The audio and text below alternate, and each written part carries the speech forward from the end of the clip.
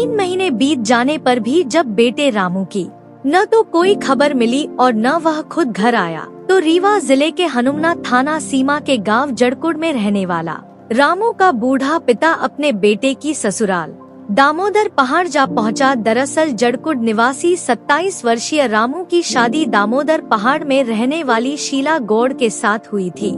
शीला का कोई भाई नहीं था, इसलिए 2 साल पहले हुई शादी की शर्त के मुताबिक शादी के बाद रामू अपनी ससुराल दामोदरगढ़ में घर जमवाई बनकर रह रहा था। ससुराल हुए रामू महीने 15 दिन में दिन 2 दिन के लिए अपने पिता से मिलने जड़कुड़ आता जाता रहता था, लेकिन इस बार अगस्त के महीने में बहन से राखी बंधवाने के लिए गांव आकर वापस ससुराल गए रामू की 4 महीने से न तो पिता को कोई खबर मिली थी और न ही वो खुद घर आया। इसलिए दिसंबर महीने की तेज ठंड में भी रामू का पिता मऊगंज थाना सीमा में बसे अपने समधियाने दामोदरगढ़ पहुंच गया। समधी को घर आया देखकर रामू के ससुर लाल बहादुर गौड़ ने उनका उचित स्वागत सत्कार करते हुए उनसे अपने दामाद रामू के बारे में पूछा तो वह चौंक उठे। उन्होंने अपने समधी को बताया कि वे तो खुद बेटे की कोई खबर 4 महीने से न मिलने के कारण उसके हालचाल लेने यहाँ आए थे। इस पर लाल बहादुर ने उन्हें बताया कि मालूम नहीं कोई 3 महीने पहले दामाद जी अचानक की कहीं चले गए।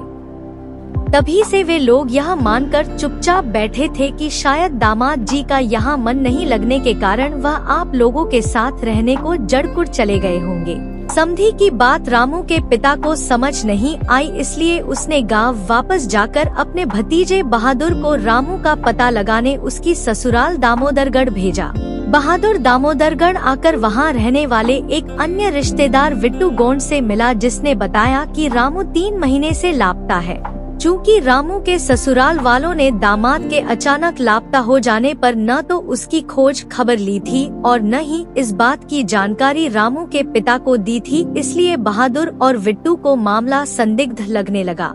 इसी दौरान बिट्टू ने बहादुर को बताया कि गांव के पास दामोदर पहाड़ी पर एक आदमी का कंकाल पड़े होने की चर्चा कई दिनों से गांव में हो रही है। कहीं ऐसा तो नहीं कि वो कंकाल रामू का हो, ऐसा सोचकर दोनों शक के आधार पर दामोदर पहाड़ी पहुँचे, जहाँ किसी मानव की बिखरी हड्डियां देखकर बहादुर ने तुरंत रामू के पिता को गांव से बुलाकर इस बात की रिपोर्ट मऊगंज थाने में करते हुए रामू की हत्या का शक जाहिर कर उसके ससुराल वालों पर संदेह जाहिर किया। मामला गंभीर था, इसलिए तत्कालीन मऊगंज थाना प्रभारी सुश्री श्वेता मोटो ने इस बात की जानकारी एसडीओपी मऊगंज नवीन दुबे को दे दी और खुद दलबल लेकर 25 दिसंबर को दोपहर में दामोदर पहाड़ पर जा पहुंची, जहां काफी खोजबीन के बाद किसी मानव शरीर की केवल पैर कुछ हड्डियां ही बरामद हो सकी। इसलिए दूसरे दिन एसडीपी नवीन दुबे सुद अपने साथ एफएसएल की टीम और डॉग स्क्वाड लेकर पहाड़ी पर पहुंचे, जहां काफी तलाश के बाद एक मानव खोपड़ी और कुछ हड्डियां, पीले रंग की राखी, रबर का काला ब्रेसलेट और रुद्राक्ष का एक लॉकेट मिला, जिस पर लिखा हुआ था ऐसा लॉकेट और ब्रेसलेट रामू पहनता था। दूसरे गायब होने से कुछ ही दिन पहले रामू की बहन ने पीले रंग की राखी उसे बांधी थी, इसलिए इन 3 चीजों के अलावा मौके पर मिली चप्पल, पैंट शर्ट आदि के आधार पर रामू की बहन और पिता द्वारा कंकाल की पहचान रामू के रूप में कर दिए जाने के बाद एसडीओपी श्री दुबे ने रामू के पिता के रक्त का नमूना भी कंकाल के साथ डीएनए मिलान के लिए भेज दिया। रामू का कंकाल मिलने के बाद रामू के पिता और दूसरे परिजनों ने रामू की ससुराल वालों पर उसकी हत्या का शक जाहिर किया, इसलिए पुलिस ने रामू के ससुर लाल बहादुर, पत्नी शीला के अलावा साली मीना एवं शीला बदले हुए नाम है से भी पूछताछ की, जिसमें एसडीओपी श्री दुबे ने पाया कि परिवार के सभी सदस्यों के बयान में काफी विरोधाभास है। इसलिए एक तरफ जहां अपने सवालों से संदिग्धों की घेराबंदी कर दी, वहीं मामले की गंभीरता को देखते हुए एसपी रीवा नवनीत भसीन खुद मौके पर पहुंचे और उन्होंने गांव वालों के अलावा रामू की ससुराल वालों से बात की। कहना नहीं होगा कि रामू के अचानक लापता हो जाने के बाद उसके ससुराल वालों ने 3 महीने बीत जाने के बाद भी न तो उसकी खोज खबर ली और पुलिस में रिपोर्ट लिखना तो दूर, खुद रामू के पिता आदि को भी इस बात की जानकारी नहीं दी थी। इसलिए पुलिस को भरोसा था कि रामू की हत्या में उसकी ससुराल वालों का हाथ हो सकता है, इसलिए मुखबिरों की मदद से गहराई तक की जानकारी जुटाने के बाद पुलिस ने संदिग्ध लाल बहादुर से सख्ती के साथ पूछताछ की, जिसमें उसने सिंगली निवासी अपने साडू के 2 बेटे कमल और सुनील के अलावा गांव के दल प्रताप गौड़, वंश बहोर गौड़, शिव बहादुर एवं बाबू गौड़ के साथ मिलकर दामाद रामू की हत्या करना स्वीकार कर लिया, जिससे पुलिस ने बाकी के आरोपियों को भी गिरफ्तार कर उनके पास से हत्या में प्रयुक्त लाठी बरामद कर सभी को अदालत में पेश कर जेल भेज दिया। जिसके बाद घर जमवाई की हत्या 3 की दास्तां इस तरह सामने आई। 2 साल पहले लाल बहादुर ने अपनी 2 में से एक बड़ी बेटी शीला की शादी इसी शर्त पर रामू के संग की थी कि शादी के बाद वो घर जमवाई बनकर पिता लाल बहादुर की खेती में मदद करेगा। शादी के बाद कुछ दिनों शीला पति के साथ उसके घर अड़कुड़ में रहने के बाद अपने पति को लेकर मायके आ गई थी। शीला के मायके में आकर रहने से सबसे ज्यादा खुश उसकी छोटी बहन मीना थी, क्योंकि शीला के बिना सूना घर उसे काटने को दौड़ता था। मीना 16 की हो चुकी थी और सुंदरता के मामले में अपनी बड़ी बहन शीला से 4 कदम आगे थी। गांव के माहौल में पलीबड़ी मीना 16 की उम्र में ही काफी बड़ी दिखने लगी थी, इसलिए रामू अपनी इस खूबसूरत साली से अक्सर छेड़छाड़ और हंसी मजाक करता रहता था। जीजा की इस हंसी मजाक का मीना बुरा भी नहीं मानती थी। वो इसे रिवाज मानकर ध्यान नहीं देती, जबकि उसे नहीं मालूम था कि जीजा की जियत में उसे लेकर कितना बड़ा पाप पल रहा है। बीच संयोग से एक रोज जब मीना नहाकर कमरे में कपड़े बदल रही थी, तभी अचानक रामू वहां पहुंच गया। यह देखकर मीना जल्द ही घुटनों के बल बैठ गई, जबकि रामू मुस्कुराते हुए बाहर चला गया। इसके 1-2 दिन बाद मौका निकालकर रामू अपनी साली को अकेले खेत की तरफ ले गया और बोला, एक बात कहूँ, बुरा तो नहीं मानेगी? बोलो, ऐसी क्या बात बोलना है जो मैं बुरा मान जाऊंगी? अरे कुछ नहीं, बस यह कह रहा था कि तू बहुत सुंदर है। उस दिन तुझे कपड़े बदलते देख लिया, तभी से तेरी बहन से बात करने का भी मन नहीं करता। सोचता हूँ तेरे साथ मेरी शादी हुई होती तो कितना अच्छा होता। क्यों, ऐसा क्या है मेरे में जो शीला में नहीं है? कभी अकेले में मिलो तो बता दूंगा कि तेरे अंदर क्या है जो तेरी बहन में नहीं। रामू की बात सुनकर मीना शर्मा गई तो लोहे को गर्म देख रामू बोला, सच, बस एक बार मुझसे मिल ले, फिर कभी नहीं कहूँगा। ना बाबा, किसी को पता चल गया तो? अरे कैसे पता चलेगा, हम एक ही घर में रहते हैं, बस तू थोड़ी हिम्मत कर ले।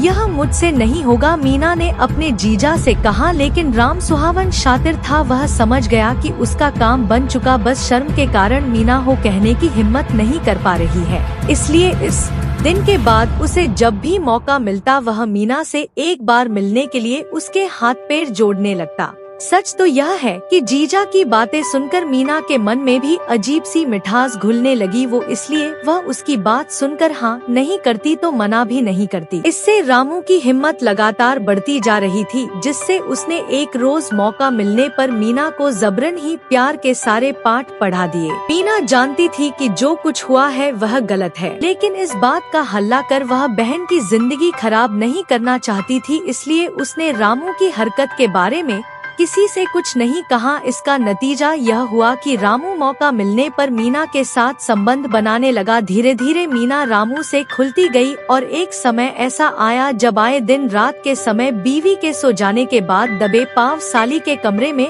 आकर उसके साथ सोने लगा। रामू के घर जमाई बनकर रहते हुए दोनों हाथों में लड्डू थे। वह भरपूर फायर उठा रहा था, लेकिन इस अवैध संबंध का नतीजा यह हुआ कि कुछ ही दिनों में मीना को भी इसकी लत लग गई। इसलिए वह खुलकर रामू का साथ देने लगी, जिससे दोनों ही एक दूसरे के बुरी तरह से दीवाने हो गए। घटना के रोज सिंगरौली में रहने वाली शोला और नीवह की मौसी के दोनों बेटे कमल और सुनील गढ़ नेमली में दामोदरगढ़ आए हुए थे। साडू के बेटों के आने की खुशी में लाल बहादुर ने उस रोज रात के समय अपने घर में दारू मुर्गा की पार्टी आयोजित की, जिसमें उसने गांव में रहने वाले अपने भतीजे और 1-2 दोस्तों को भी बुलाया। देर रात तक शराब और मुर्गे का दौर चलने के कारण सभी लोग गहरे नशे में आ गए, जिससे लाल बहादुर ने सभी को अपने घर पर ही रोक लिया। रात 2 बजे के आसपास पार्टी खत्म हुई तो रामू उठकर अपने कमरे में जाते समय साली के कमरे के सामने से गुजरा तो यह सोचकर कि बीवी सो रही होगी और घर के सभी मर्द शराब के नशे में बेहोश है,